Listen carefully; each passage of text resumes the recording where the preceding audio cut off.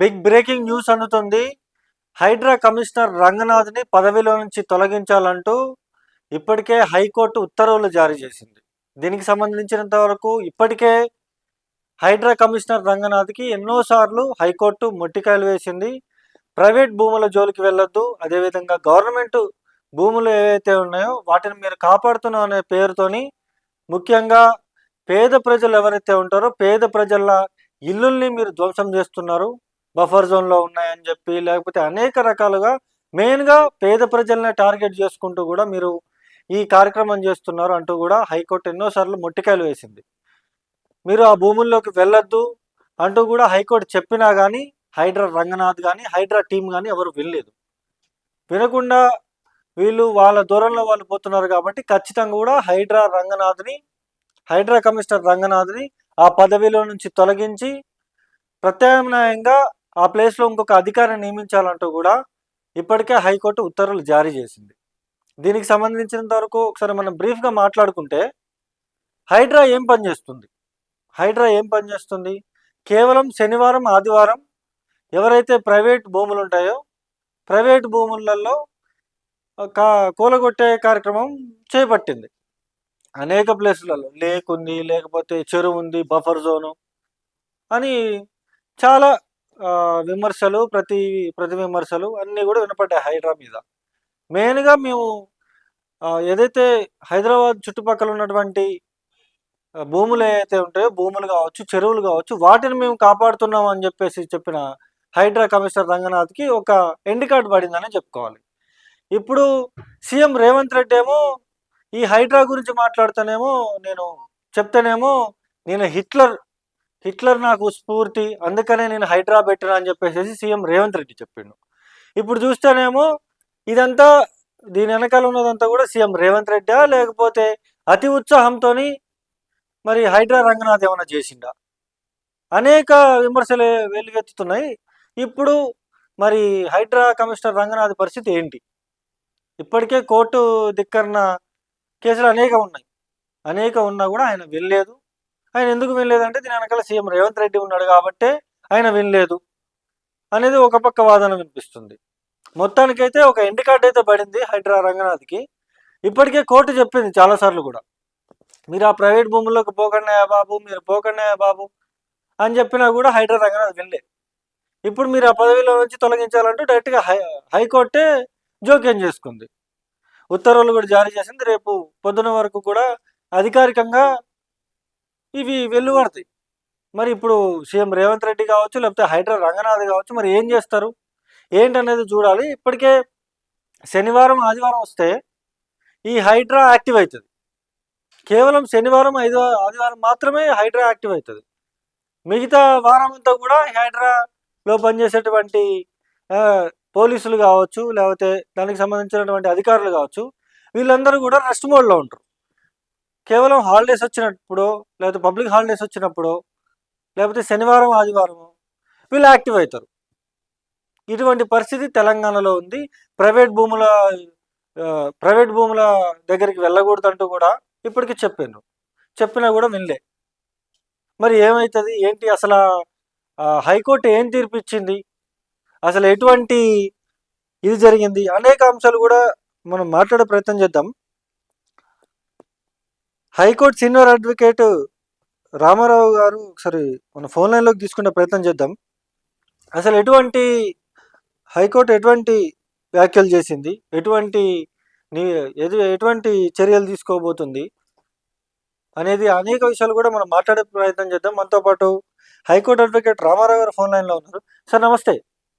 నమస్తే సార్, ఇప్పుడు మొత్తం ఒక 15 నిమిషాలు 20 నిమిషాల నుంచి అన్ని ఛానల్స్లో కూడా బ్రేకింగ్ న్యూస్ అని చెప్పేసి పడుతుంది. హైడ్రా కమిషనర్ రంగనాథ్ని ఆ పదవిలోంచి తొలగించాలంటూ కూడా హైకోర్టు తీర్పిచ్చినట్టుగా కూడా తెలుస్తుంది. అసలు ఏం జరిగింది కోర్టులో? అసలు ఈ హైడ్రా రంగనాథ్ ఈయన పదవిలోంచి ఎందుకు తొలగించాలి? అసలు ఏంటి సార్ ఇది? న్యాయమూర్తులు సాధారణంగా ఏంటంటే హైకోర్టు న్యాయమూర్తులు ఈ గవర్నమెంట్ కు సంబంధించిన అఫీషియల్స్ పైన కోర్టు ధిక్కరణ కేసు వేసినప్పుడు వాళ్ళను జవాబు అడగడం జరుగుతుంది. ఓకే. అయితే దీనిలో నీకు ఒక అసలు ఏ ఆఫీసర్ కూడా ఇన్ని కంటెంప్ట్ ఇన్ని కోర్టు ధిక్కరణ కేసులు అనేటివి ఫేస్ చేసింది నా 24 ఏళ్ళ సర్వీస్ లో నేను చూడలేదు. ఓకే. గత 2 సంవత్సరాలనే ఈ ఈ ఏడాది 38 కేసులు. 38 కేసులు. 38 కేసులు. ఓకే. గత ఏడాది 27 కేసులు. నేను ఆశ్చర్యపోయినా. అరే గట్లుంది, ఇంత ఘోరంగా ఉంటుందా అంటే. నేను ముందు అప్పట్లో హైదరాబాద్ వెళ్ళినప్పుడే ఇది ఒక కాన్స్టిట్యూషనల్ బియాండ్ ఎక్స్ట్రా కాన్స్టిట్యూషనల్ అధికారాలు అనేటివి ఒక వ్యక్తికి కట్టబెట్టడం, దాని వెనుక స్వార్థ ప్రయోజనాలు, ప్రభుత్వంలో ఉన్న పెద్దల స్వార్థ ప్రయోజనాలు, సెలెక్టివ్ గా కొంతమందిని ఇంత దారుణం అనేది ఫాతిమా కాలేజ్ అయితే దీంట్లో ఇప్పుడు గూగుల్ మ్యాప్ అయితే అబద్ధం చెప్పదు కదా. అయితే అదే విధంగా ఇంతకు ముందు నాకు కోఆర్డినేట్స్ అబద్ధం చెప్పాయి కదా. దౌర్జన్యం ఎక్కడ పడితే ఆడ దౌర్జన్యం, అటవిక రాజ్యం ఎట్లా పడితే అట్లా భయపెట్టాలి, భయభ్రాంతులకు గురి చేయాలి, తినకుంటే వాళ్ళ పైన దాడులు చేయాలి. ఇది ఒక మెథడాలజీ అనేది వాళ్ళు అడాప్ట్ చేసుకున్నారు. అదే ఇక ప్రజల తిరుగుబాటు వస్తుంది. మొన్ననే చూసినాం మనం, ప్రజల తిరుగుబాటు వస్తుంది. 100% చట్టాన్ని ఆశ్రయిస్తారు. చట్టాన్ని న్యాయస్థానాలు జస్టిస్ చేస్తాయని ప్రజలకు నమ్మకం ఉన్నది. ప్రాథమికంగా ఇప్పుడు రంగనాథ్ కూడా ఒక మంచి పోలీస్ అధికారిగా ఉన్న వ్యక్తికి ఇదంతా తెలుసు. కోర్టు ధిక్కరణకి నేను వెళ్తున్నాను, నీకు అంత కోర్టు ధిక్కరణ చేస్తున్నాను అని కూడా ఆయనకు తెలుసు. ఆయన తెలిసి కూడా ఈ పని ఎందుకు చేశాడు అనుకుంటున్నారు మీరు? నేను అదే అంటున్నాను కదా, 20 అంటే దాదాపు 70 కంటెంప్ట్ కేసులు వేసిరంటే ఏ స్థాయిలో అతని ప్రవర్తన ఉన్నదని మనం అర్థం చేసుకోవాలి. కేవలం ఆయన ప్రవర్తనగానే చూడాలా, లేకపోతే వెనకాల ఉన్నటువంటి బడా నాయకుల ప్రవర్తనగా చూడాలా? అదే విచ్చలవిడితనము, ఆ ధైర్యం ఏంటో చూస్తుంది. అది ఇప్పుడు తన పరిధిని దాటి ప్రవర్తించదు కదా. ఐపీఎస్ కావచ్చు, ఏదైనా అధికారి కావచ్చు. ఈ హైడ్రా అనే చట్టానికి దాని చట్టబద్ధత ఏంటి? ఇప్పుడు రెవెన్యూ మొన్న అనిల్ కుమార్ గారు వ్యాఖ్యలు చేయడం జరిగింది. మొన్న గతంలో ఇదే ఇతని మీద కంటెంప్ట్ పిటిషన్ వింటున్నప్పుడు అనిల్ కుమార్ గారు, జస్టిస్ అనిల్ కుమార్ గారు వ్యాఖ్యలు చేయడం జరిగింది. నీ పరిధి దాటి ప్రవర్తిస్తున్నావు, నీ ఇష్టమా అంటే ఈ చట్టాలన్నింటినీ తీసేసేయండి, రెవెన్యూ చట్టం అనేది తీసేసేయండి, మున్సిపల్ చట్టం అనేది తీసేసేయండి, మొత్తం పూర్తిగా రంగనాథ్ అనే వ్యక్తి పేరు మీద ఒక చట్టం చేయండి. రంగనాథ్ అనే వ్యక్తి మొత్తం సోల్ అండ్ సోల్, మొత్తం extra constitutional superior constitutional authority అని రంగనాథ్ నియమించింది. నియమించేదాకా దీన్ని అక్రమం అని మేము తెలుస్తాము అనే విషయాన్ని స్పష్టంగా చెప్పడం జరిగింది కోర్టు. అయితే ఇంత దారుణంగా ప్రైవేటు భూములలో కావచ్చు, లేకుంటే ఇప్పుడు ఆర్మీ తీసుకొచ్చి నేను అరెస్ట్ చేయిస్తా అని ఒక జడ్జి గారు అన్నారంటే దానిలో ఎంత తీవ్ర స్థాయిలో ఉల్లంఘనలు అనేటివి జరిగినాయి. ప్రైవేట్ భూములకు నువ్వు ఎందుకు పోతావు? అది నువ్వు కంటోన్మెంట్ చూసుకుంటది, నువ్వు ఎందుకు పోతావు? కంటోన్మెంట్ చూసుకుంటది, నీ పరిధి కాదు, నేను ఎవరు తెలియని హైడ్రా పరిధి కంటోన్మెంట్ లో కూడా విస్తరించిందని ఒక చట్టం తీసుకురాలేదు. చట్టం తీసుకొచ్చినా చెల్లదు. నువ్వు ఎట్లా పోతావు? ఆర్మీ ఆఫీసర్లను మీ భూములకు ఎంటర్ అయితే ఆర్మీ వాళ్ళు ఇతని పైన చర్య తీసుకోవాలి అని కూడా ఆదేశాలు ఇవ్వడం జరిగింది కోర్టు. అయితే అంత జరిగినా కానీ ఇది 3వ కంటెంప్ట్. అదే ఇష్యూలా 3rd కంటెంప్ట్. అంటే ఆయన కూడా జడ్జి గారు కూడా ఇదేంటి ఒక్కసారి 2 సార్లు సరే, కొన్ని సమయాల్లో మానవ తప్పిదాలు అనేటివి అయితే, కొన్ని సమయాల్లో ఏమంటే పరిధిని మించి ప్రవర్తించినా గానీ ప్రజాక్షేమం కోరి ప్రవర్తించి ఉండవచ్చు అని కోర్టులు భావిస్తాయి, లేకుంటే తప్పు జరిగిందని భావిస్తాయి.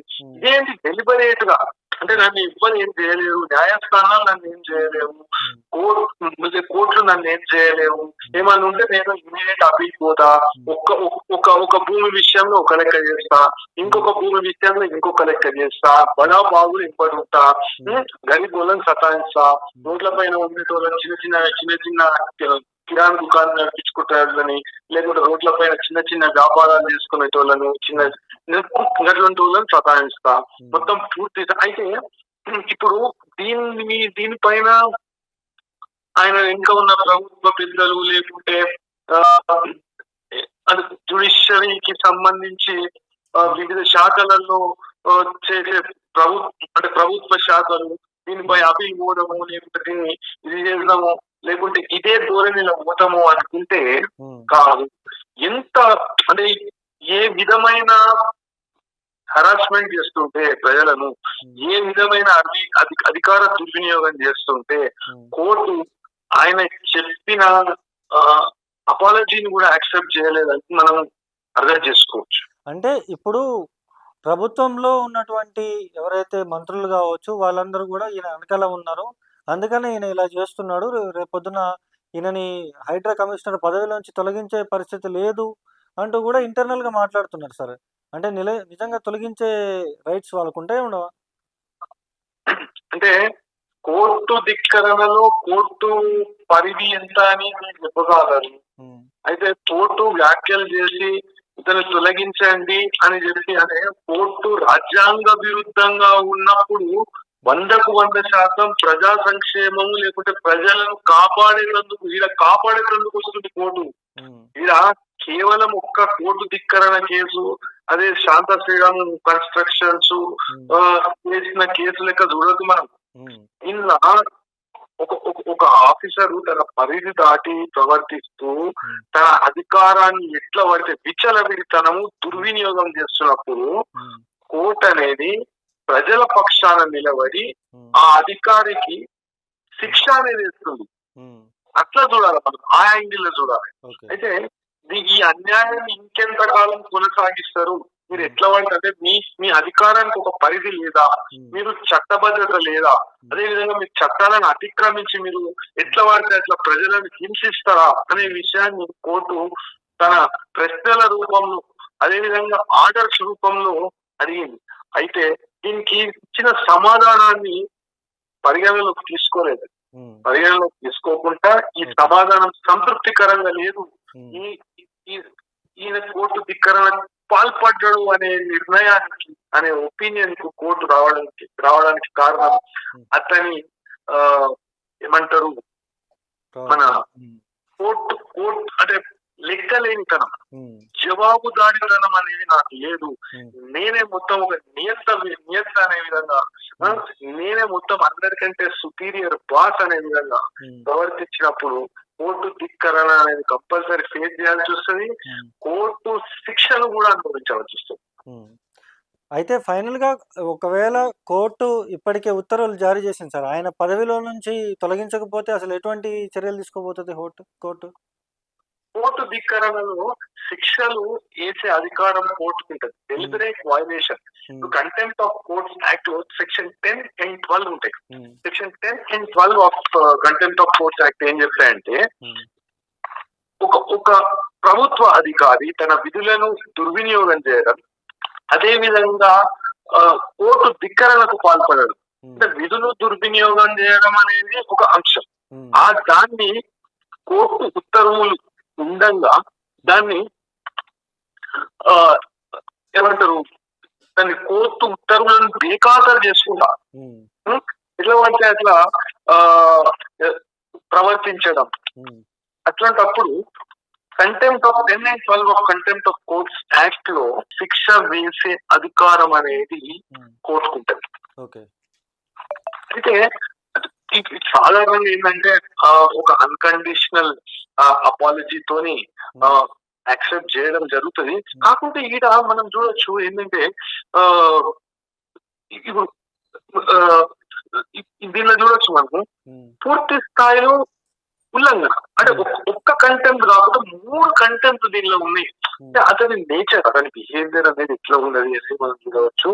కేవలం 2024లోనే 38 కేసులు ఆయన మీద పడ్డాయంటే, ఓడు కొంతమంది అక్రమంగా ఒక ఎన్ని కేసులు పడ్డాయి సార్ రంగనాథ్ మీద కోర్టు ధిక్కరణ కేసులు? దాదాపుగా 70 కేసులు పడ్డాయి. 70 కేసులు పడ్డాయి. ఓకే, దాదాపుగా 70. అంటే గత ఏడాది పడ్డది. ఇక 24 లాంటి అప్పుడప్పుడే మొదలైంది కాబట్టి అంటే పూర్తి స్థాయిలో ఇన్ని కంటెంప్ట్ కేసులు ఎదుర్కొంటున్న ఆఫీసర్ ను మనం ఫస్ట్ టైం చూస్తాం. అంటే కొంతమంది కక్షపూరిత ఉద్దేశంతో ఆఫీసర్లపై కంటెంప్ట్ కేసు వేయడం జరుగుతుంది. అయితే వాళ్ళు ఏం చేస్తారంటే దాంట్లో కోర్ట్స్ కూడా గుర్తిస్తాయి. అంటే ఆఫీసర్ ని ఇబ్బంది పెడుతుందా లేకుంటే నిజంగానే ఈ ఆఫీసర్ అనేది కోర్టు ఆర్డర్స్ కు ఉల్లంఘన చేసిందా, ఉల్లంఘనకు పాల్పడ్డా అనే విషయాన్ని కోర్టు చూస్తుంది కంపల్సరీ. అయితే గుడ్ ఫెయిత్ లా అపాలజీ చెప్పినప్పుడు కోర్టు తప్పకుండా ఎన్నో కేసులలో కోర్ట్స్ గుడ్ ఫెయిత్ లో అపాలజీ చెప్పినప్పుడు అతన్ని అంటే ఆఫీసర్ ని క్షమించడం అని కూడా కాదు, ఇకపై దీన్ని రిపీట్ చేయకండి అనే అనే ఒక చిన్న అడ్మానిషన్ తో విడిచిపెట్టిన సందర్భాలు చాలా ఉన్నాయి. ఎక్కువ శాతం విడిచిపెట్టడమే జరుగుతుంది. అయితే కాకుంటే ఈ విషయం ఇతని విషయంలో అయితే ఆల్మోస్ట్ 70 కేసులు, అంటే that is nothing but deliberate criminal content. Almost 70 కేసులు. అంటే కొంత శాతం కొంతమంది కక్షపూరితంగా ఆయన మీద కేసులు పెట్టుండొచ్చు. So that's different issue. కాకుంటే ఈ కేసులో ఏదైతే కేసు జస్టిస్ అనిల్ కుమార్ గారు చూస్తుందో దాంట్లో ఆయన వ్యాఖ్యలు చేయడం జరిగింది. అంటే ఒక కంటెంప్ట్ పెండింగ్ ఉండగా మళ్ళా అదే డెలిబరేట్ గా అదే యాక్ట్ చేసుకుంటూ మళ్ళా ఉల్లంఘనకు పాల్పడ్డాడు కాబట్టి అతను అంటే జవాబుదారీతనము లేదు అనుకుంటుండా లేకుంటే నేను జవాబు ఇయ్యజాలను, నేను కోర్టు కంటే ఎక్కువ అనుకుంటుండా అనేది జడ్జి గారు తన వ్యాఖ్యలలో చెప్పడం జరిగింది. Okay sir, thank you sir. అది మొత్తానికైతే హైడ్రా రంగనాథ్ ని పదవిలో నుంచి తొలగించాలంటూ కూడా హైకోర్టు ఉత్తర్వులు అయితే జారీ చేసింది. కేవలం శనివారం ఆదివారం మాత్రమే ఈ హైడ్రా అనేది వర్క్ చేస్తుంది తప్పించి మిగతా అన్ని రోజుల్లో కూడా ఈ హైడ్రా అనేది మొత్తం లీవ్లో ఉంటుంది అంటూ కూడా హైకోర్టులో పెద్ద ఎత్తున కూడా వాదోపవాదనలు కూడా జరిగాయి. ఖచ్చితంగా కూడా హైడ్రా కమిషనర్ రంగనాథ్ని పదవిలో నుంచి తొలగించి అతని ప్లేస్లో ఇంకొకరిని పెట్టాలంటూ కూడా ఇప్పటికే హైకోర్టు అయితే ఉత్తర్వులు జారీ చేసింది. మరి ఈ కాంగ్రెస్ పార్టీ నాయకులు కావచ్చు లేకపోతే హైడ్రా రంగనాథ్ కావచ్చు మరి ఏం చేస్తారు ఏంటి అనేది వేచి చూడాలి. ఖచ్చితంగా కూడా హైడ్రా రంగనాథ్ని పదవిలో నుంచి తొలగించాలంటూ కూడా ఇప్పటికే హైకోర్టు అయితే ఉత్తర్వులు అయితే జారీ చేసింది. దీనికి సంబంధించినంత వరకు ఎవరైతే హైడ్రా టీం ఉన్నారో హైడ్రా టీంలో ఉన్నటువంటి వాళ్ళందరూ కూడా ఈ ధోరణితోనే పోతున్నారు. ఎంతమంది మీద కంప్లైంట్లు పెట్టినా కోర్టు ధిక్కరణ కేసులు దాదాపు 70-80కి పైగా వాళ్ళ మీద కోర్టు ధిక్కరణ కేసులు ఉన్నాయి. కాబట్టి ఖచ్చితంగా కూడా వాళ్ళందరినీ కూడా పదవిలోంచి తొలగించాలంటూ కూడా హైకోర్టు అయితే ఉత్తర్వులు జారీ చేసింది. మరి ఏం జరుగుతుంది ఏంటనేది వేచి చూడాలి. అంతవరకు చూస్తూనే ఉండండి మైక్ టీవీ. నేను మీ జర్నలిస్ట్ అన్ని.